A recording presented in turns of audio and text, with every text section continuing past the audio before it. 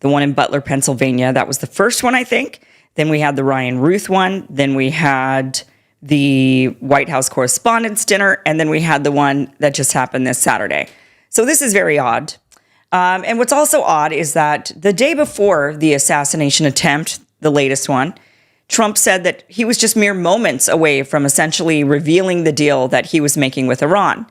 Then there's an attempt on his life, a very suspicious one, because this is I mean, this hasn't happened to other presidents. And you'd think if this was going to happen to Donald Trump, it would have happened in his first term when there was a lot of vile hate against him. Yet it didn't happen. Instead, 4 in the second term when MSNBC and CNN and the liberals have totally backed off from calling him Hitler. So it doesn't really totally add up. But what does add up is that you've got a foreign country that has a history of terrorism, a history of even sending letter bombs to President Truman, a history of terrorizing British officials in order to get what they want, killing British officials to get what they want. So you've got a country that has a history of doing this type of thing. It is what it is. And a deal that is extremely consequential to that country. So is there possibly a connection here? Is it possible that Israel is essentially threatening to kill Trump unless Trump kills the deal? Here's where it's weird. Let's kind of go through the timeline here. So Trump on Saturday, May 23rd, writes in the morning, I'm in the Oval Office at the White House where we just had a very good call. And then he lists off all of these Middle Eastern leaders. And he says, we had this call concerning the Islamic Republic of Iran and all things related to the Memorandum of Understanding pertaining to peace. An agreement has been largely negotiated, subject to finalization between the United States of America, the Islamic Republic of Iran, and the various other countries as listed. Separately, I had a call with Prime Minister Bibi Netanyahu of Israel, which likewise went very well. Final aspects and details of the deal are currently being discussed and will be announced shortly. In addition to many other elements of the agreement, the Strait of Hormuz will be opened. Thank you very much for your attention to this matter. So he says, I'm going to announce this shortly. We've all come to a deal. It just has to be finalized between us and Iran. That's what he says. And he says, yeah, had a phone call with everybody. Everything looks great. Strait of Hormuz is going to be open. It's going to be great. Then the next day, he says this. He says, part of this tweet, he says, the negotiations are proceeding in an orderly and constructive manner, and I have informed my representatives not to rush into a deal in that time, and time is on our side. Both sides must take their time and get it right. There can be no mistakes, he says. What changed in 24 hours? Oh, I know what might have changed. Remember President when Trump has said a deal is this close, happened? only for the two sides to remain far apart. Gunshots at the White House in between these two tweets. Another assassination attempt. This makes 4 on their lives. Okay, and then you've got, when we're adding this all together, you have people inside of Israel, officials and security councils inside of Israel saying, this deal cannot happen. We won't let it happen. Here is Ben Gvir, and he says the Israeli government will not let Trump sign a bad deal with Iran. Minister Ben Gvir, do you think a bad deal for Israel, like the one Trump might bring with Iran, will hurt your standing in the upcoming elections? First of all, there is something called the real thing, which is human lives. A bad agreement for the state of Israel could endanger human lives. I know that Prime Minister Netanyahu and all of us as cabinet members, both the narrow cabinet, the broad cabinet, and as the government of Israel, will not let this happen. A bad agreement is an agreement that could harm the state of Israel, and we will not let this happen. We will not. There will be no bad deal. It cannot be, because ultimately a bad deal has nothing to do with elections or no elections. Have you ever looked yourself up online? What's shocking is how much private information is out there for anyone to find on each of us. My sponsor, Cloaked, dared me to see how exposed my information really is, so let's go ahead and do this. So here we go to their site, entering in my telephone number. You can see how quickly the information comes up. I cannot believe this. I mean, look at this. My social security number is exposed, date of birth, current phone number, even my friends and family members. I am shocked by this. I'm especially shocked by the Social Security number being out there for everybody. Last August, I actually had someone steal my identity and buy a new car at a dealership. They got my Social Security number and they were able to look up lots of personal details about me to fill in the rest of the gaps. They had current and previous addresses, phone numbers, family members, email addresses. Everything is out there for anyone to see. This is outrageous. It's unbelievable that this is legal. But data brokers are allowed to sell our data for billions of dollars. And not only do we end up with annoying spam calls and emails, but scammers use the data to steal from us. And the problem is every time you consent to terms and conditions or you sign up for something, you end up feeding into the machine. And they're betting you won't do anything about it or even know you can do anything about it. And they're usually right. Well, that's where Cloaked comes in. Cloaked finds where your data is being exposed and removes it. There are other services that do the same thing, but what makes Cloaked different is it also stops the problem at the source. Inside the app, you can generate burner emails, phone numbers, and usernames every time you sign up for something. So you can even call, text, and email through them. So now data brokers aren't buying your information anymore, they're buying junk.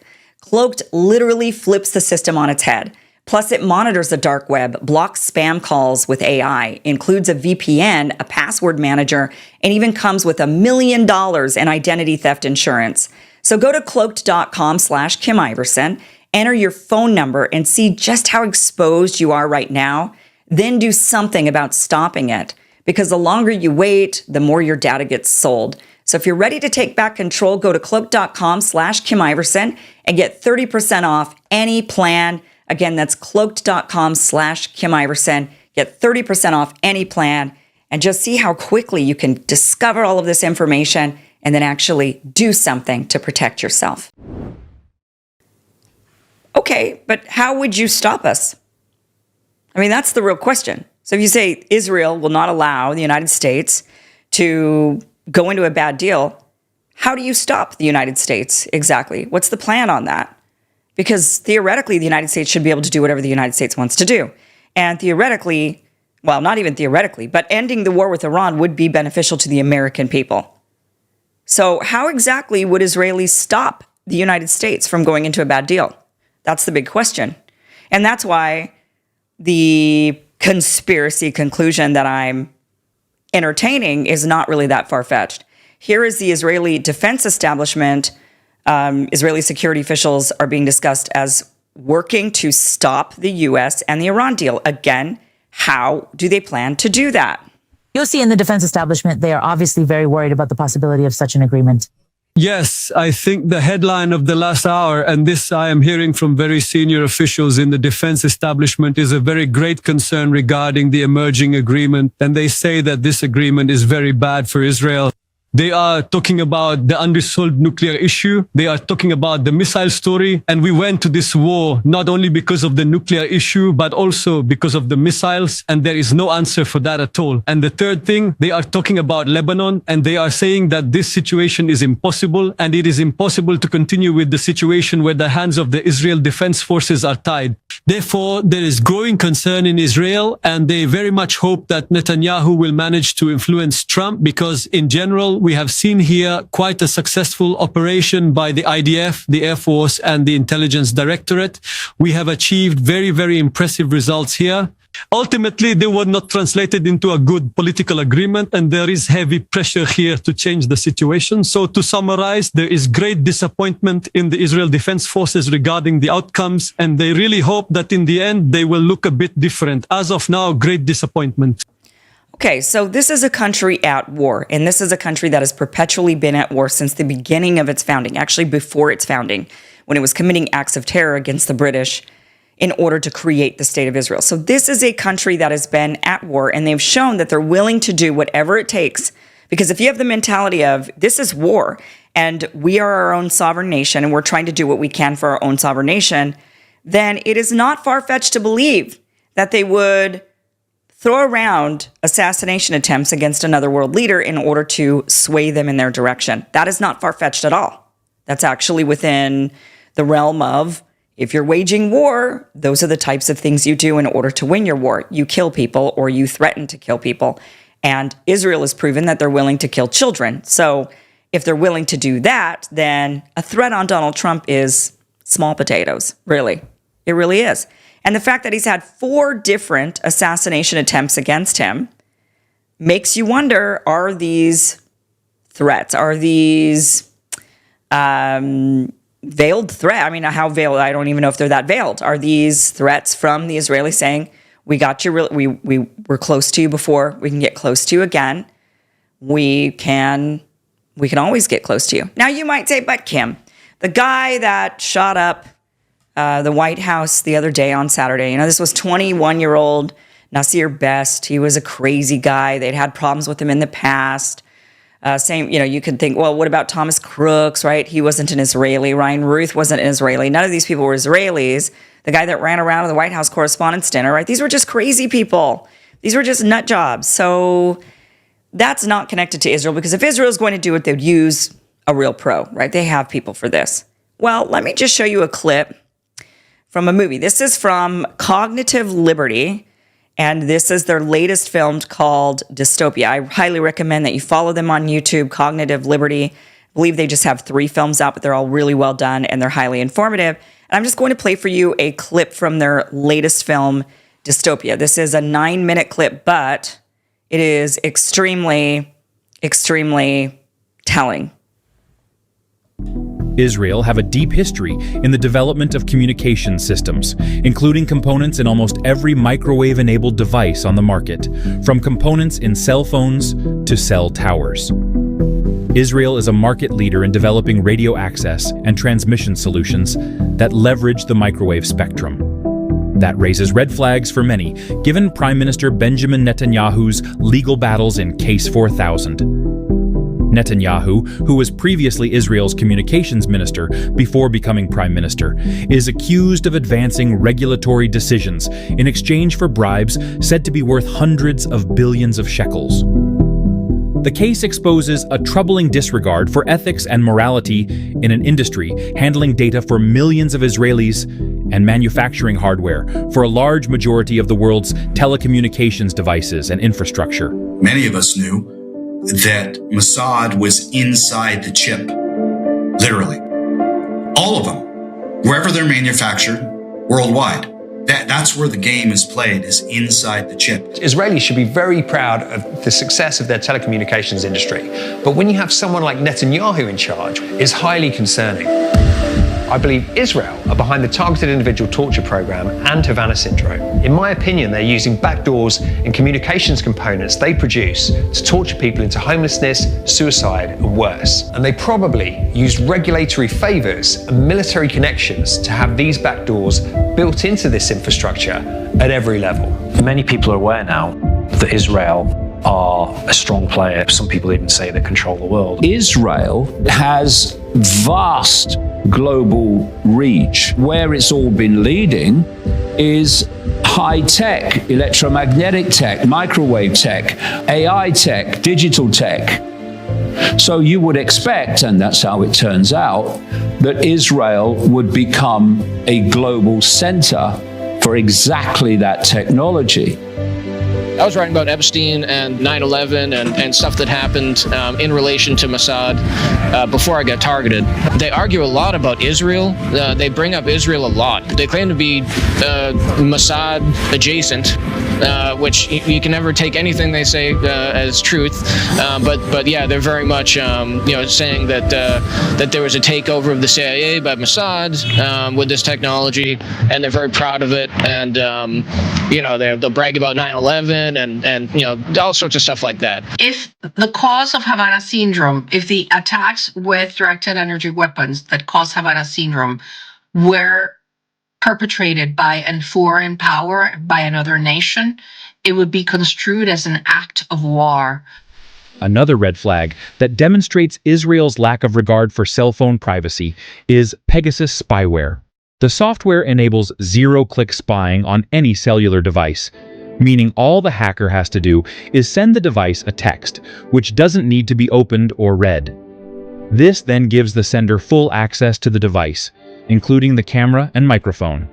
Made by NSO Group, its founders and many of its research staff have backgrounds in Israeli intelligence, particularly Unit 8200, the IDF's Elite Signals Intelligence Unit.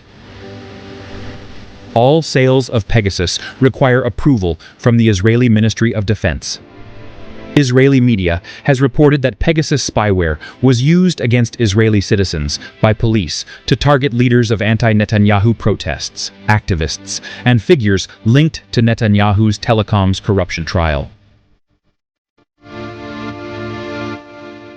Some people even believe the Hamas pager attack was actually Israeli-made parts that were set to detonate on demand. The golden pager that was given to President Trump.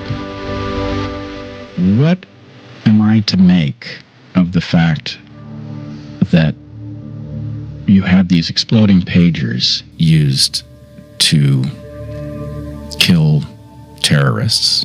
Obviously, that's not the only people who were killed, but nonetheless, that was their purpose. And then one is delivered to Trump. It can obviously be read as a threat.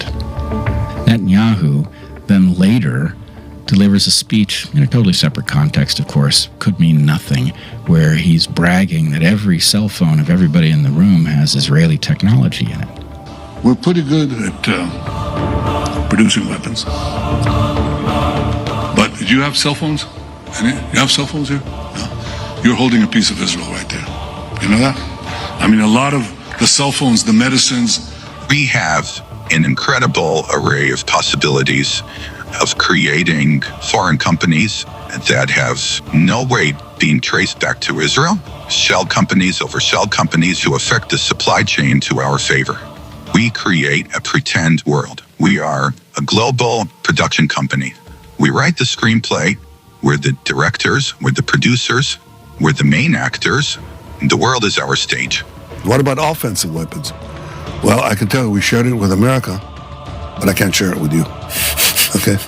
The most advanced offensive weapons on the planet. Things that none of the superpowers have. Developed by Israel, shared with America. That's very important because, you have to be strong. Everybody understands that.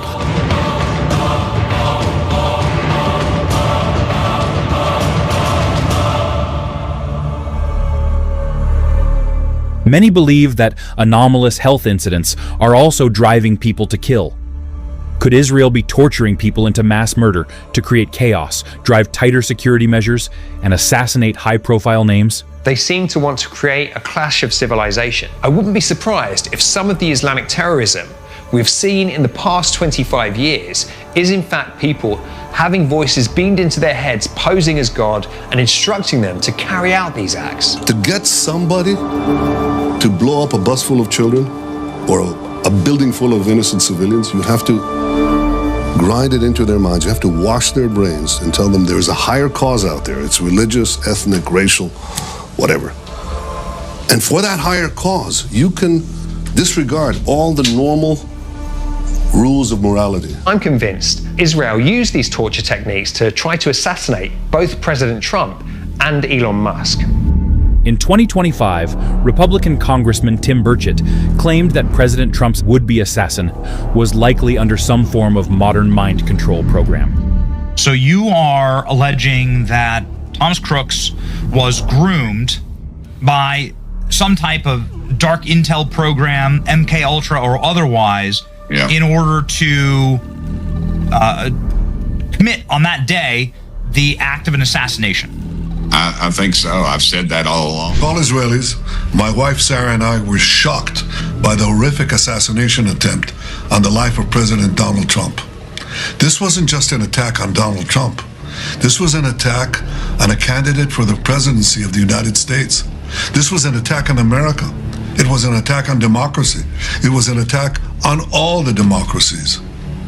On behalf of myself, my family, the government and people of Israel, we wish President Trump a speedy recovery, continued good health, and continued strength. In 2024, Elon Musk told Joe Rogan that one of his would-be assassins believed he had been chipped. It's a feeling which many targeted individuals experience. Before I supported Trump and everything, there were two guys that traveled to Austin to kill me. I don't know if you know about this. Yeah, I did hear about that. Yeah. And two separate incidents. One guy thought I put a chip in his head. Prominent Israeli historian Yuval Noah Harari recently told a World Economic Forum audience that artificial intelligence will soon furnish humanity with all of the thoughts in our heads. AIs will soon be the origin of maybe most of the words in our minds. AIs will mass produce thoughts by assembling words, symbols, images, and other language tokens into new combinations. Whether humans will still have a place in that world depends on the place we assign our non-verbal feelings. Thanks for watching this clip from the full Kim Iversen Show, which you can catch Monday through Friday, 2 p.m. Pacific, 5 p.m. Eastern, for free at KimIversonShow.com. See you there.